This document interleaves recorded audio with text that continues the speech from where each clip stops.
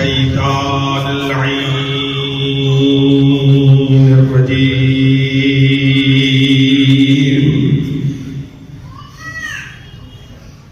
بسم الله الرحمن الرحيم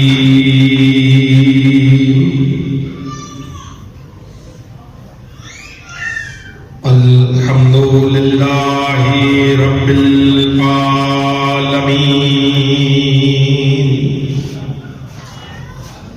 الصلاة والسلام على أشرف الخلائق أجمعين سيدنا ونبينا وشفيع ذنوبنا وطبيب نفوسنا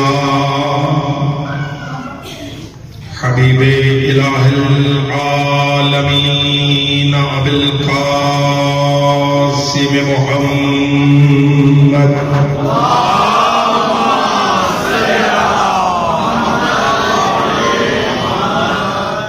وأهل بيته الأطيبين الأطهرين المعصومين المنتخبين المنتجبين هداة المهديين الذين أذهب الله عنهم الرجس وطهرهم تطهيرا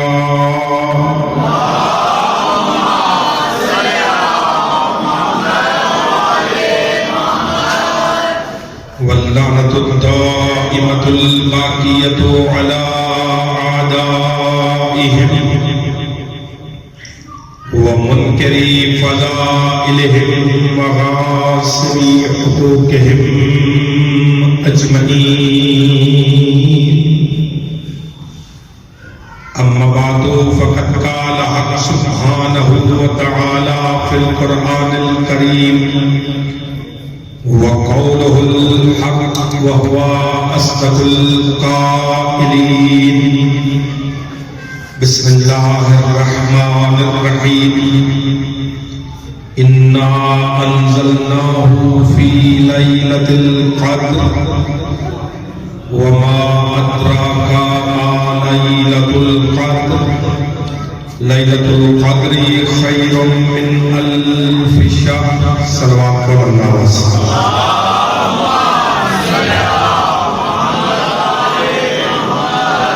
اپنی اپنی حاجات کی قبولیت کے لیے جو عزیزان ان نورانی و ملکوتی و عرفانی محافل کا انعقاد فرما رہے ہیں، ان نوجوانوں کی توفیقات میں اضافہ کے لیے ذات سیدہ کے حوالے سے اپنی اپنی معرفت کو بڑھانے کے لیے تمام تر مریضوں کی شفا یابی کے لیے اور فرزند زہرا کے ظہور میں تعجیل کے لیے صلوات بلند آواز سے محمد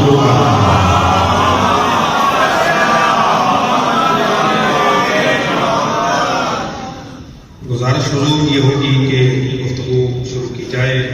آپ ایک دفعہ مجمع کی ترتیب اس طرح سے رکھیں گے کہ بعد میں جو مومنین آئیں وہ صفوں کو پھلانگ کر آگے پیچھے جب ہوں گے تو میری گفتگو ڈسٹرب ہو جائے، تو بہتر ہے کہ آپ پہلے سے ہی ان جگہوں کو آپس میں اتنا مربوط رکھیں کہ جو بعد میں آئیں وہ پیچھے بیٹھے پھر آگے آنے کی کوشش نہ کریں۔ صلوات مل کے بلند آواز سے بھیجیں محمد و آل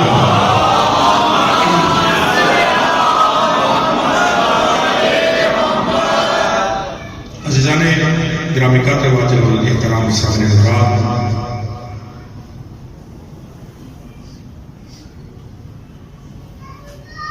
سرنامہ کلام کے طور پر قرآن مجید کی جن آیات مبارکہ کو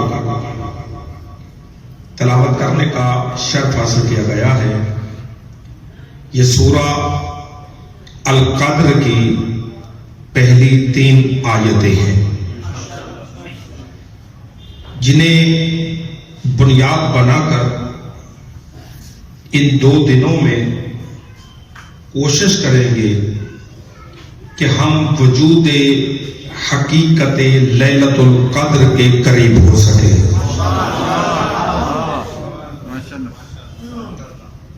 ارشاد ہو رہا ہے انا انزلناہ فی لیلۃ القدر، بے شک تحقیق ہم نے اس قرآن کو لیلۃ القدر میں قلب مصطفیٰ پہ نازل کیا. وما ادراک ما لیلۃ القدر، اور تمہارا وہم، تمہارا گمان، تمہارا ظن، تمہارا عقل، تمہارا شعور، تمہارے تصورات، تمہارا ادراک اس بات کو درک نہیں کر سکتا کہ ہم نے لیلۃ القدر کو کیا عظمت عطا فرمائی ہے. ساتھ ہی اللہ نے تجسس کو کچھ کم کیا کہ انسان گھبرا نہ جائے. خود ہی اس نے اپنی زبان بے زبانی سے کہا لیلۃ القدر خیر من الف شہر، کہ یہ ایک رات جس میں ہم نے قرآن کو نازل کیا 1000 مہینے سے بہتر ہے، برتر ہے، افضل ہے. بات پہنچی آپ کے ذہنوں تک؟ یہ ترجمہ پھر ذرا سماعت فرمائیں تاکہ پھر میں گفتگو کا دورانیہ تھوڑا سا آگے بڑھا. انا انزلناہ فی لیلۃ القدر، ہم نے اس قرآن کو لیلۃ القدر میں سرزمین قلب مصطفیٰ پہ نازل فرمایا. ما ادراک ما لیلۃ القدر، تم کیا جانو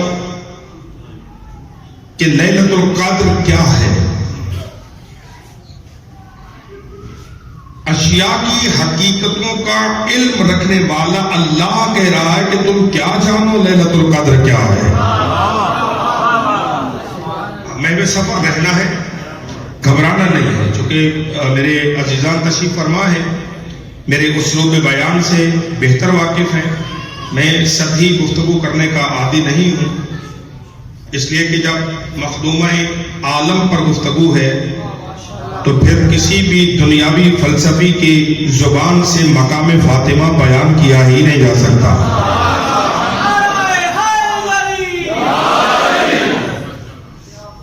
اس لیے کہ 2 ذریعے اگر ہمارے پاس نہ ہوں تو ہم مقام فاطمہ تک پہنچ ہی نہیں سکتے. ایک ذریعے کا نام قرآن ہے اور دوسرے ذریعے کا نام محمد و آل محمد ہے. یہ 2 منبع، 2 مرکز ہی بیان فرمائیں کہ مقام فاطمہ کیا ہے. ساتھ ہے میرا مذہب؟ ہاں، زبانوں کو کوشش کیجیے گا کہ زبان ورد زبان رہے، یہ نام ورد زبان رہے. سر ہلانے سے معاملہ نہیں چلے گا، اس لیے کہ جب زبانیں ذکر فاطمہ سے معطر ہو جائیں گی تو یہی انشاءاللہ ذکر آپ کے قلوب کی سرزمین کو منور کرے گا. تم جان ہی نہیں سکتے، تمہیں معلوم ہی نہیں ہے کہ لیلۃ القدر کیا ہے. لیلۃ القدر خیر من الف شہر، ایک رات جس میں ہم نے قرآن کو اتارا. عام ترجمہ یہ کیا جاتا ہے سرکار کے 1000 مہینے کی راتوں سے نہیں. رات کا لفظ اللہ نے نہیں کہا، خدا کہہ رہا ہے خیر من الف شہر، ایک رات 1000 مہینے سے بہتر ہے. توجہ فرمائیں گے ذرا. 1000 مہینہ ایک طرف، ایک رات جو نزول قرآن کا ظرف قرار پائی وہ ایک طرف. اس کا دوسرا معنی یہ بنتا ہے کہ 1000 مہینے میں جو عمل آپ کریں گے وہ ایک طرف، اور نزول قرآن کی رات میں جو عمل کرو گے وہ ایک طرف. اور ہو گئے میرے ساتھ توجہ فرمائیں. لیلۃ القدر میں انجام دیا گیا عمل وہ 1000 مہینے میں انجام دیا گیا عمل وہ ایک طرف ہوگا. دعاؤں کی قبولیت جو لیلۃ القدر میں ہوگی اس کے لیے تمہیں زحمت کم کرنا پڑے گی، جبکہ 1000 مہینے میں دعاؤں کی قبولیت کے لیے تمہیں زحمت زیادہ کرنا پڑے گی. لیلۃ القدر میں تم 2 رکعت نماز پڑھو گے تو اللہ کئی رکعتوں کا ثواب دے گا. توجہ فرمائیں گے. اگر تم لیلۃ القدر میں نماز پڑھو گے، قرآن پڑھو گے، تو تمہیں ایک رات میں ایک آیت جو پڑھو گے اس ایک آیت کے بدلے میں اللہ ختم قرآن کا ثواب عطا کرے گا. عام دنوں میں اگر تم قرآن پڑھو گے تو تمہیں ایک آیت کا ثواب ایک آیت کے برابر ہی ملے گا. تو یہ کہا لیلۃ القدر خیر من الف شہر، کہ ایک رات 1000 مہینے سے بہتر ہے. کبھی دقت کرے مسلمان، کبھی فکر کرے مسلمان کہ آخر اس ایک رات میں کیا ایسا معجزہ ہو گیا. مہینے اللہ کے، دن اللہ کے، راتیں اللہ کی، وقت اللہ کا، زمانہ بنانے والا وہ ایک خدا ہے، مگر ایک رات تو ممتاز کر دیا باقی تمام مہینوں سے. کیا ہوا؟ کہا اس لیے کہ ہم نے اس ایک رات کو چنا. کس لیے چنا؟ قرآن کے نزول کے لیے چنا.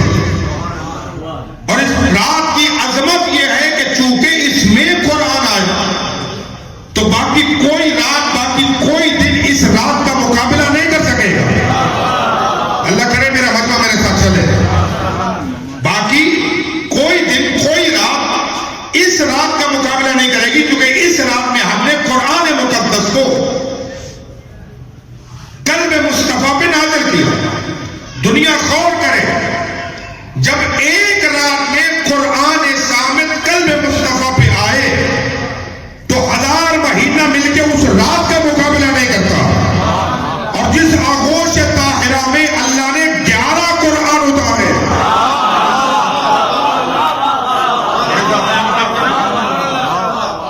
کیونکہ موضوع بہت وجود مبارک حضرت صدیقۃ الکبریٰ صلوات اللہ علیہا ہے، جس پر ہمیں در کشائی کرنا ہے. اور بی بی کے وجود تک، بی بی کی عظمت تک، سیدہ کے مقام و مرتبے تک آپ کیسے پہنچ سکیں گے؟ قرآن کی آیتوں کے ذریعے سے. آیت اللہ جوادی اوملی دامہ ذلو، خدا ان کا سایہ انشاءاللہ وہ صدا فرمائے، انہوں نے اپنے درس اخلاق کے دوران ایک جملہ کہا ہے کہ وجود مبارک حضرت فاطمہ ہم سطح قرآن است، کہ فاطمہ کا وجود قرآن کے برابر ہے. کہ چہروں پہ حیرانی آ رہی ہے. میں سیدہ پڑھنا چاہ رہا ہوں. میرے مجمع میں وہ عزیزان تشریف فرمائے جو اسی عنوان پہ 5 مدرسے جامعہ مسجد میں اسی عنوان پر سماعت فرما چکے ہیں. وہ فرماتے ہیں کہ وجود مبارک حضرت سیدہ ہم سطح قرآن است، کہ بی بی کا وجود اور قرآن یہ برابر ہے، کوئی دونوں میں فرق نہیں. فرماتے اس کا مطلب یہ نہیں ہے کہ قرآن حقیقی وجود ہے اور فاطمہ ایسے نہیں. کہا نہیں، بے عین ہی یہ ہم سطح ہے، برابر ہے. اس لیے کہ جو قرآن نے کہا فاطمہ نے وہ کیا. نہیں عزیزان محترم، غور ہوگی میرے ساتھ. آواز بھائی جو آواز کے عزیزان دیکھیے، مجمع کی قلت کو کثرت نہیں جا رہا. مطلب یہ ہے کہ مطلب پہنچنا چاہیے.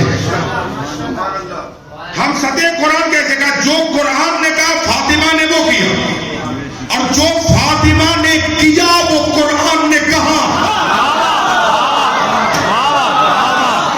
جو ہو جانا محترم، جو فاطمہ نے کیا وہ قرآن کی آیتوں نے کہا. ابھی میرا کوئی عزیز کہا مولانا یہ آپ کیسے کہہ سکتے چلے؟ یہ تو مانا کہ قرآن نے حکم دیا، بی بی نے عمل کیا. یہ آپ کیسے کہہ سکتے ہیں کہ بی بی نے جو کیا وہ قرآن نے کہا؟ یہ میں اس لیے کہہ سکتا ہوں کہ سیدہ کے دروازے سے 3 دن روٹیاں پہلے گئی ہیں. اللہ اکبر، اللہ اکبر.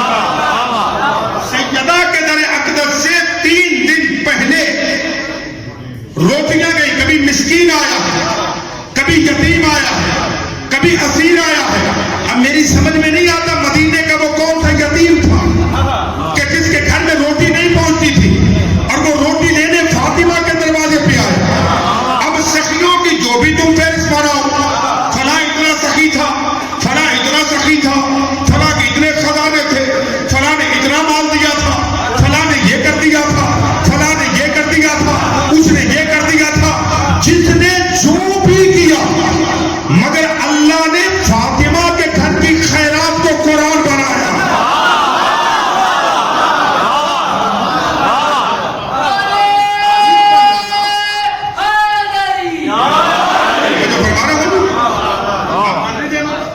دیکھیے کسی واقعے کا تاریخ میں آ جانا یہ اور بات ہے، کسی واقعے کا تاریخ کے اوراق پہ لکھا جانا یہ اور بات ہے، کسی بکے ہوئے قلم کے ذریعے سے اپنی شان میں کچھ چار لفظ سخاوت کے لکھوا لینا یہ اور بات ہے. مگر اللہ کا اپنی زبان بے زبانی سے قرآن کی آیتوں میں کسی دروازے کی خیرات کا ذکر کرنا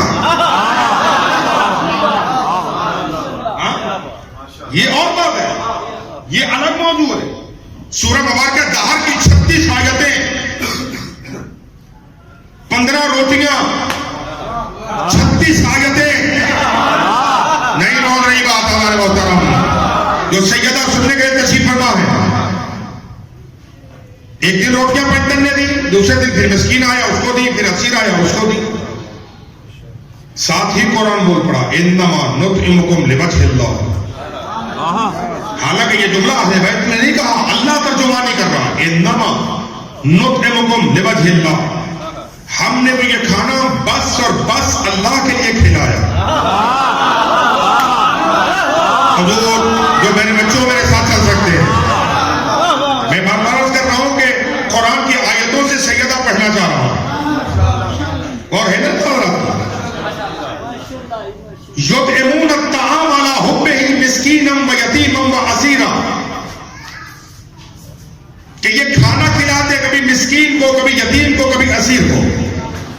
انما نطعمکم لوجہ اللہ، بات ہو رہی ہے اس بات کے اوپر کہ جو قرآن نے کہا سیدہ نے وہ کیا، جو سیدہ نے کیا قرآن نے وہ کہا. اور یہی تو وجہ ہے کہ ہم یہ کہتے ہیں کہ قرآن کی آیتوں کی تفسیر ہے کردار آل محمد. توجہ فرمانا حضور، حیرانگی چہروں سے خدا نہ تھوڑی سی تو کیجیے گا تو تب میں کچھ عرض کر سکوں گا. علم الہی لفظوں کا لباس پہنے تو قرآن بنتا ہے. علم الہی اگر کسی جسم میں آ جائے تو آل محمد بنتے ہیں. توجہ فرما رہی ہے؟ زندہ رہے سلامت رہے.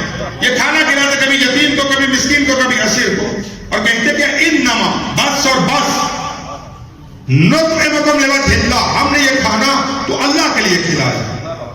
لا نرید منکم جزاء ولا شکورا، ہماری نیت میں ذرہ برابر جزا یا شکریہ کا تصور ہی نہیں تھا. کمال ہے. یہ اتنے حسین چہرے اسی طرح سے استقبال کریں تو پھر میں جملہ کہنے میں حق بجانے والا. لا نرید منکم جزاء ولا شکورا، یہ جو کام ہم نے کیا ہے، 3 دن بھوکوں کو جو کھانا کھلایا ہے، اس میں ہم نے ارادہ ہی نہیں کیا کہ کوئی ہمیں جزا ملے یا ہمیں کوئی شکریہ ملے.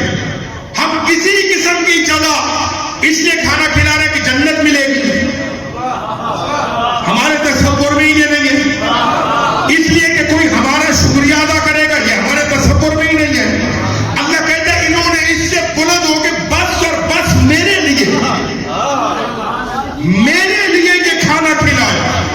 اب خدا اس عمل کی جزا کا اعلان کرتا ہے کہ اس کھانا کھلانے کے بدلے میں تمہیں زمہریر دیتا ہوں، میں تمہیں سلسل دیتا ہوں، میں تمہیں کوثر دیتا ہوں، میں تمہیں جنت دیتا ہوں، جنت کے انعامات دیتا ہوں، میں تمہیں ریشم و حریر دیتا ہوں، حور و غلمان دیتا ہوں. یہ سب کچھ دینے کے بعد فرماتا ہے خدا نہیں، ان انما سعیکم مشکورا، یہ سب کچھ تمہارے عمل کی جزا نہیں بنتی، بلکہ یہ عمل اتنا بلند ہے، دنیا میرا شکریہ ادا کرتی ہے، میں تمہارا شکریہ ادا۔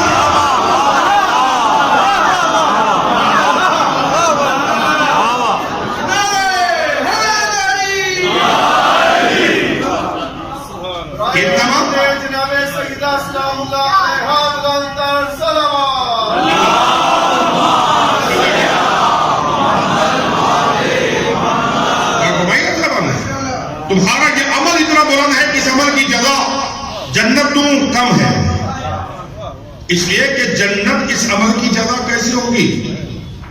جسے جنت دینی ہے وہ تو خود خاتون جنت ہے۔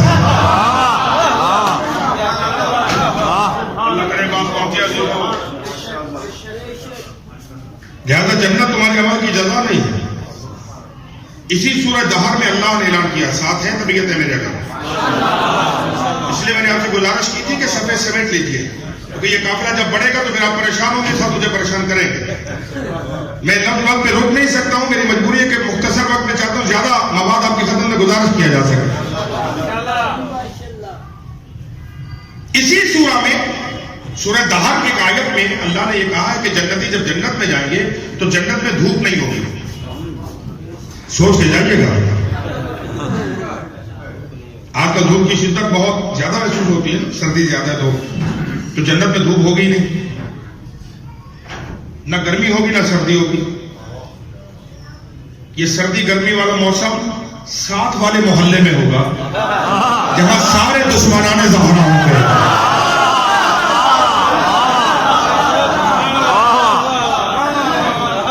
میں کوئی اختلافی گفتگو تو نہیں کر رہا ہوں، نہ اتحاد کے پیش نظر سب چیزوں کو پہنچانا۔ جنت میں دھوپ نہیں ہوگی۔ سورہ دہر فرماتی ہے کہ جنت میں جنتی دھوپ گرمی کی شدت کو محسوس نہیں کریں گے، یعنی جنت امن کا نام ہے، ٹھنڈک کا نام ہے، سرور کا نام ہے، سکون کا نام ہے۔ جنت میں کسی قسم کی کوئی پریشانی کا سامنا نہیں کرنا پڑے گا، مگر ایک دن اچانک سے جنتی دیکھیں گے کہ پوری کی پوری جنت منور ہو گئی ہے، اتنی روشنی کے برداشت کرنا مشکل ہے۔ جنتی خدا کی بارگاہ میں کہیں گے پروردگارا، یہ تو نے تو خود کہا تھا کہ جنت میں روشنی نہیں ہوگی، پھر یہ جنت میں نور کیسا ہے؟ یہ کیسی شدت روشنی کی آواز ہے کہ یہ کسی مصنوعی روشنی کی شدت نہیں، بلکہ علی و فاطمہ کسی بات پہ مسکرائے ہیں۔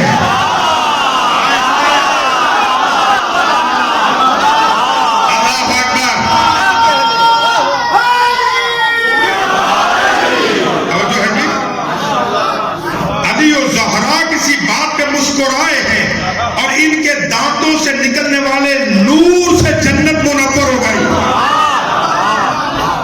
اللہ اکبر، دنیا غور کرے، جن کے دندان مبارک کتنے نورانی ہیں، ان کا وجود کتنا نورانی ہوگا۔ غور ہے یا نہیں میرے دوست؟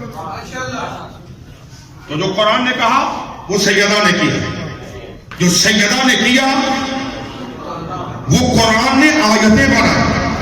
توجہ ہے یا نہیں ہے؟ بی بی کے گھر سے، جہاں سے میں نے بات کو لیا، بی بی کے گھر چلنے میں روٹیاں پہلے گئی ہیں، سورہ دہر بعد میں نازل ہوئی ہے، اور یہ سورہ دہر آل محمد کی سخاوت کا قصیدہ ہے۔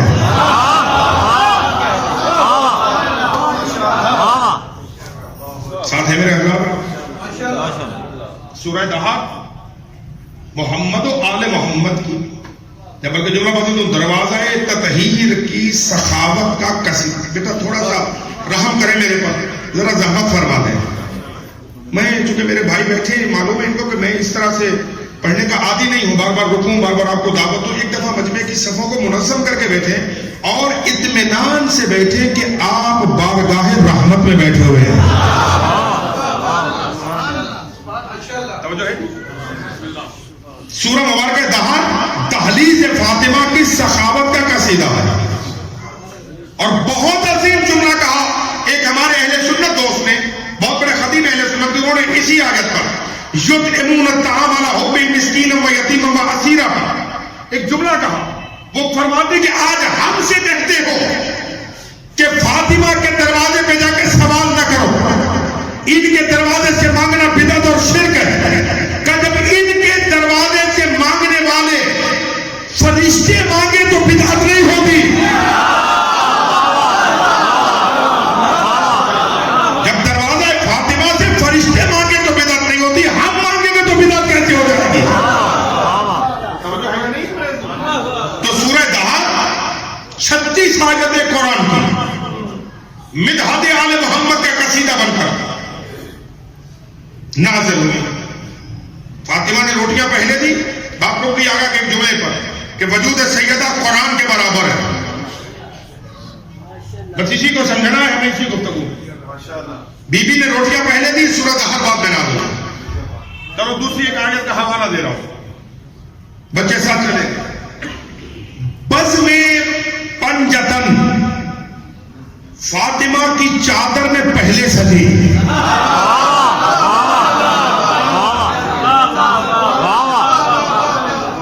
وجود ہے اہل بیت سیدہ کی چادر میں پہلے جمع ہوئے، آیت تطہیر جبریل بعد میں لے کے آیا، یعنی بی بی کے گھر میں متأخرین کا اجتماع پہلے ہوا، خدا نے ان کی طہارت پر مہر لگانے کے لیے آیت کو بعد میں نازل کیا، یعنی عمل اہل بیت کو اللہ نے قرآن کی آیت میں بیان کیا۔ آپ حیران ہو رہے ہیں جو میں کچھ آسان کرتا ہوں، یاد ہے نا کہ پیغمبر اسلام مسجد النبی سے سیدہ کے دروازے پہ آئے، مباہلہ کے ایام تھے جب نصارہ نجران سے 3 دن بحث ہو چکی، اور پیغمبر جب مباہلے کی چیلنج کر چکے نصارہ نجران کو کہ کل اب تم اپنے بیٹے لاؤ ہم اپنے لاتے، تم اپنی عورتیں لاؤ ہم اپنے لاتے، تم اپنے جیسے لاؤ ہم اپنے جیسے لاتے، اور مباہلہ کرتے، پھر جو جھوٹوں کو اس پر لعنت کرتے۔ یہ مسجد میں کہنے کے بعد پیغمبر مسجد سے اٹھے اور دروازے سیدہ پہ آئے۔ اب حدیث کسا کی سند عرض کر رہا ہوں کہ یہ حدیث کسا کا ورود یا صدور پیغمبر کی زبان سے مباہلے سے 1 دن پہلے ہے۔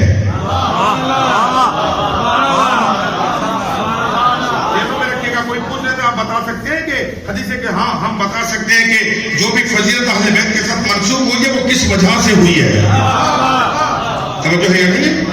پیغمبر آئے دروازہ سیدہ پر، اور دق الباب سلام علیہ السلام کے بعد گھر میں داخل ہونے کے بعد کیا فرماتے کہ بیٹا مجھے اپنی چادر یمنی دے دیجیے، اس لیے کہ میں اپنے جسم میں کچھ ذوق محسوس کر رہا ہوں۔ یہ لفظ آپ کے ماشاءاللہ ہر شب جمعہ آپ اپنے اپنے گھروں میں جب پڑھتے ہیں تو یہ سننے میں لفظ ہے آپ کے، مگر توجہ کیجیے گا میں کس استدلال کرنے جا رہا ہوں۔ فاصلہ کتنا تھا؟ مسجد سے امیر المومنین کے گھر کا کتنا فاصلہ تھا؟ ایک دروازہ علی مولا کا مسجد میں کھلتا تھا، دوسرا دروازہ بازار میں کھلتا تھا۔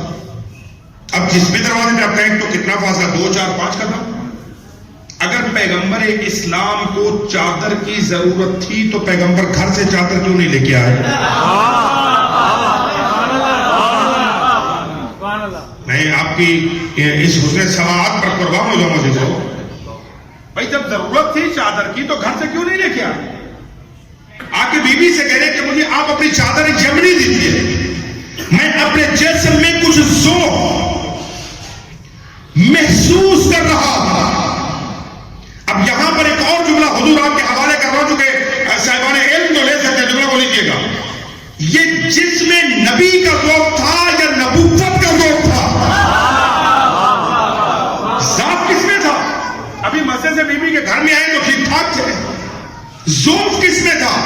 چونکہ وہاں کہہ چکے ہیں کہ تم اپنے بیٹے لاؤ ہم اپنے لاتے، تم اپنی عورتیں لاؤ ہم اپنی لاتے، تم اپنے جیسے لے کے آؤ ہم اپنے جیسے لے کے آتے۔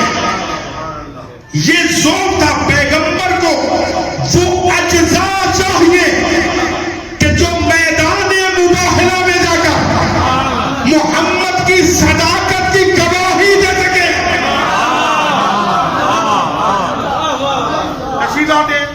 بیٹا مجھے اپنی چادر یمنی دیجیے. گھبرا تو نہیں طبیعت ہے آپ کی؟ بیٹا مجھے اپنی چادر یمنی دیجیے. بی بی نے اپنی چادر یمنی یعنی چادر تطہیر رسول خدا کو عطا فرما دی. کس لیے پیغمبر نے مانگی؟ تاکہ جسم کے ذوف کو ارے کوئی لطیف جملے تک پہنچے. پیغمبر نے چادر کیوں مانگی؟ اپنے جسم کے ذوف کو کمزوری کو دور کرنے کے لیے. ابھی بھی فاطمہ سمجھ میں نہیں آ رہا. کائنات کے جسم میں ذوف آ جائے تو وسیلہ محمد ہے. مصطفیٰ کے جسم میں کمزوری آئے تو وسیلہ فاطمہ ہے. اللہ اکبر. اگر جسم مصطفیٰ میں ذوف آئے گا تو پھر چادر تطہیر کے ذریعے اب پیغمبر اپنی چادر کو لے کر لیٹ گئے. کچھ دیر کے بعد سلطنت حسن کا وہ شہزادہ آیا جو حسن جس کی ذات میں مجسم ہو گیا تھا. اس نے دہلیز کو عبور کر کے ماں کو سلام کرتے کہا کہ میں نانا کی خوشبو سونگ رہا ہوں. بڑا لطیف سے جملہ میرے ذہن میں آ رہا ہے. مجھے معلوم نہیں کہ اس نمبر سے پہلے میں نے کہا ہے یا نہیں کہا، لیکن بہرحال آ گیا ہے فضیلت اہل بیت کا جملہ تو روکنا نہیں چاہتا ہوں. امام حسن مصطفیٰ نے اندر کیا کہا کہ یہ میرے بچوں کو آپ کو یاد آتی سکے صاحب، بس میں تذکر دے رہا ہوں اس کا کہ میں نانا کی خوشبو سن رہا ہوں. فرمایا ہاں وہ سامنے تمہارے نانا موجود ہیں. نانا کے پاس ہے. نانا اجازت ہے آؤ. ہاں بیٹا آؤ تشریف لائیے. امام حسن بیٹھے. کچھ دیر کے بعد دین محمدی کی بقا کا ضامن آیا.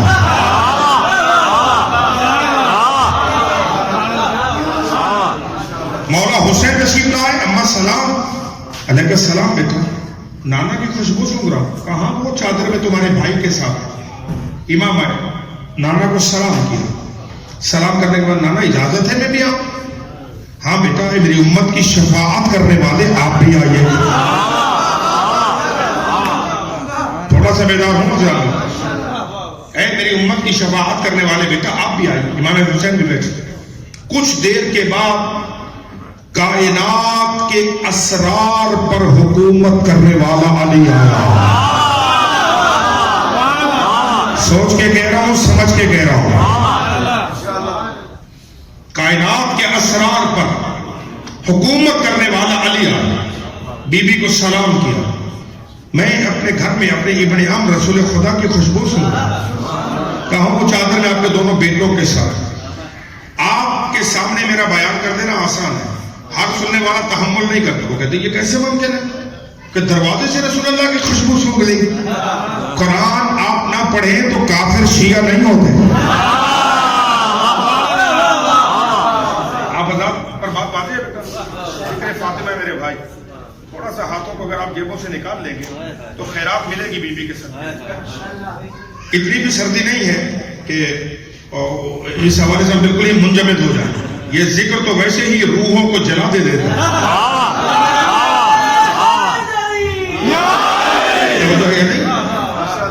لوگ کہتے ہیں کہ آپ جب بیان کرتے ہیں تو عجیب صورتحال ہے کہ امام حسن آئے بچے نے خوشبو سونگی رسول اللہ کی. حسین مولا نے خوشبو سونگی رسول اللہ کی. مولا علی نے خوشبو سونگی رسول اللہ کی.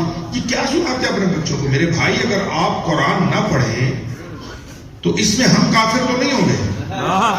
الزام ہم پہ نہیں لگائیے. میں آپ کو بالکل قرآن کی آیتوں میں لے چلتا ہوں. وہ ایک مصر میں باپ تھا, کنعان میں باپ تھا اور مصر میں بیٹا تھا.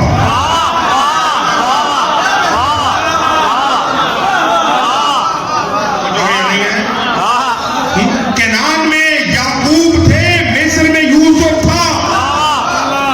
رو رو رو کے باپ کی آنکھیں چلی گئی تھی. بیٹے کو مصر میں جب خبر ملی تو بھائیوں کو انہوں نے کرتا اتار کے دیا کہ یہ میرا قمیض لے جاؤ, بابا کی آنکھوں میں لگانا, شفا مل جائے گی. توجہ فرما رہے ہیں اللہ.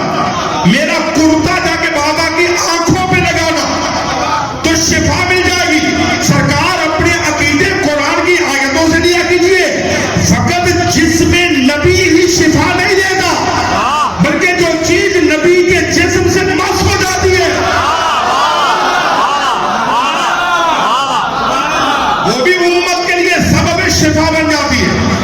कुर्ता चला मिस्र से सरका, उधर से याकूब अलैहिस्सलाम के बेटे कुर्ता लेके चले, इधर किनान में जनाब याकूब ने कबीले वालों को जमा किया। आंखें नहीं थी, कबीले वालों को कहते कि मुझे यूसुफ की खुशबू आ रही है।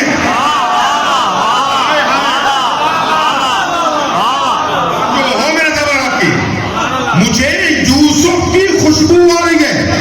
अगर मिस्र से चलने वाले कुर्ते की खुशबू किनान में सूंघी जा सकती है तो यहां तो फासला ही कोई नहीं था। अब जो है नहीं है, हाँ, यहां तो कोई फासला ही नहीं था।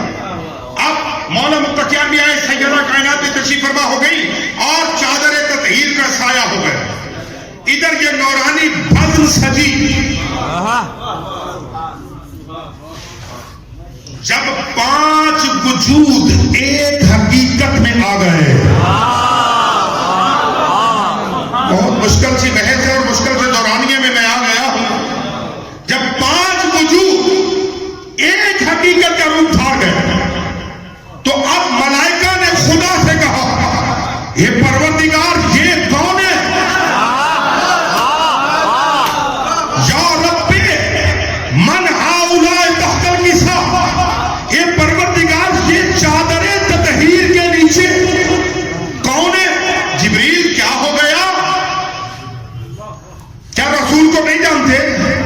वही लेके आते रहते हो।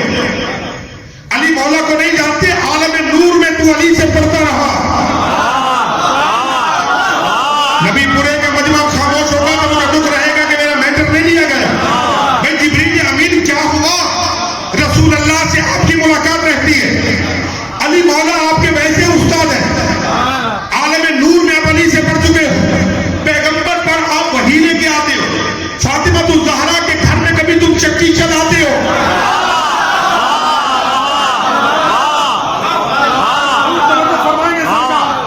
अब दिलों में जो दुआएं हैं वो अपनी अपनी गोदियों में लेके बैठना। जिक्र फातिमा इसलिए कि जिसकी दुआ बीबी के सदके में भी कबूल नहीं होती, उससे बड़ा शकी कोई नहीं है। फिर कायनात में कोई और वसीला ही नहीं जिसके सदके सिरियत से दुआएं कबूल हो जाए। जिब्रील अमीन रसूल अल्लाह पे वही लाते हो, अली के शागिर्द को फातिमा ज़हरा के घर में चक्की चलाते हो। बच्चे हैरान हो गए, बेटा ये रवायत का जुमला है, रावी भी मौला मुत्तकियान खोले। जनाब सलमान फरमाते कि मैं बीबी के घर के करीब से गुजरा कि सैयदा चक्की चला रही थी। इस हालत में ये जुमला मेरी माँ बहनों बेटियों की हत्या कर रहा हूं।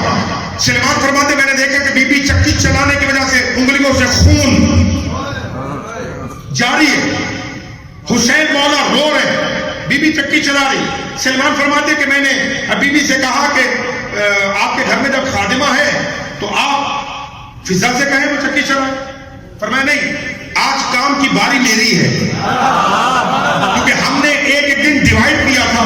एक दिन काम फिजा करेगी, मैं आराम करूंगा, एक दिन मैं काम करूंगी, फिजा आराम करेगी। अरे कोई तहजीब भी तो आले मोहम्मद से सीख ले, जिंदगी का सलीका भी तो कोई आले मोहम्मद से सीखे कि घर की खादिमा के साथ सलूक कैसा करना। सलमान फरमाते मैं करीब किया, मैं बीबी आप अगर इजाजत दें तो मैं बच्चे को संभालूं या फिर आप बच्चा संभालें तो मैं चक्की चलाऊं।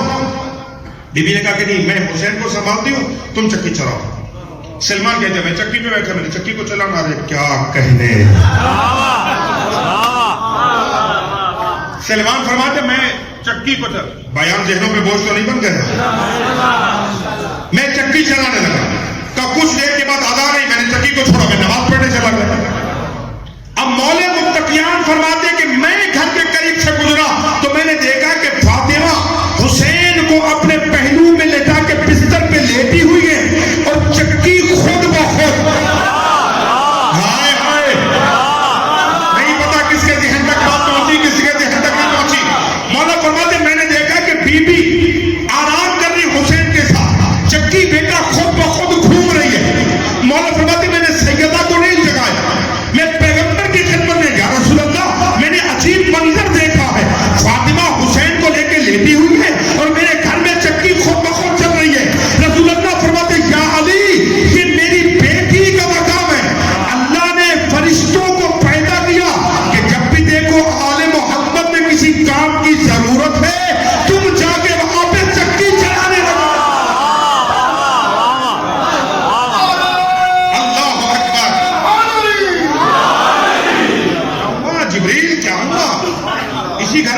چلاتے ہو, اسی گھر میں تو چکی چلاتے ہو. تمہیں نہیں سیدہ کا پتا؟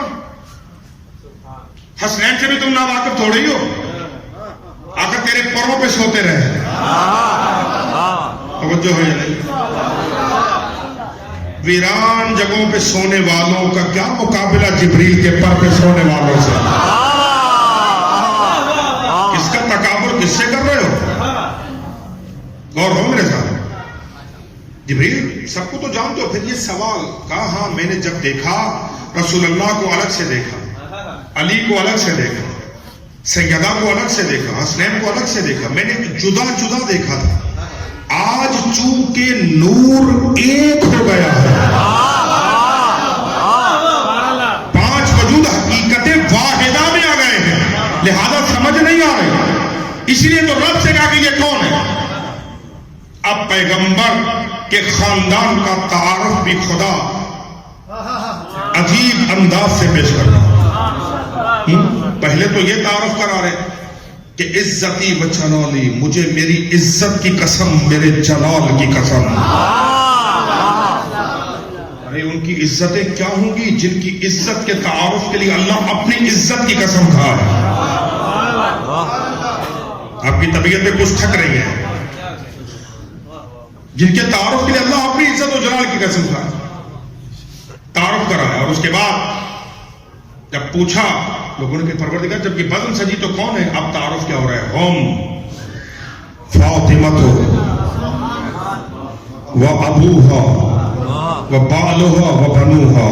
فاطمہ ہے, فاطمہ کا شوہر ہے, فاطمہ کا بابا ہے, فاطمہ کے بیٹے ہیں. حالانکہ یہ طے شدہ معاملہ ہمارے منطق و فلسفے میں بھی کہ بزم میں جو ہستی بڑی ہو تعارف اس سے ہوتا ہے. توجہ ہے یا نہیں ہے؟ جو ہستی بزم میں بڑی ہو تعارف اس کے ذریعے ہے. 4 مرد ہیں, 1 عورت ہے, لہذا تعارف مردوں کے ذریعے سے ہو. مگر اللہ نے کلیہ بدلا, کہا فاطمہ ہے, فاطمہ کا باپ ہے, فاطمہ کا شوہر ہے, فاطمہ کے بیٹے ہیں. یا اللہ یہ تعارف کا طریقہ کیوں بدل دیا؟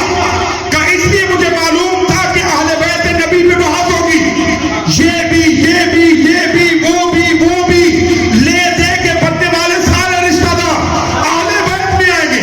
ہم نے کلیہ ہی بدل دیا کہ نبی کے رشتہ داروں کو اہل بیت نہیں کہتے, فاطمہ کے رشتہ داروں.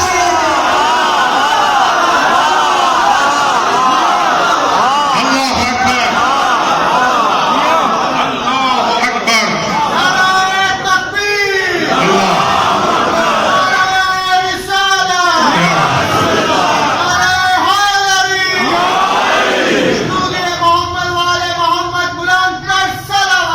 اللہ صلی اللہ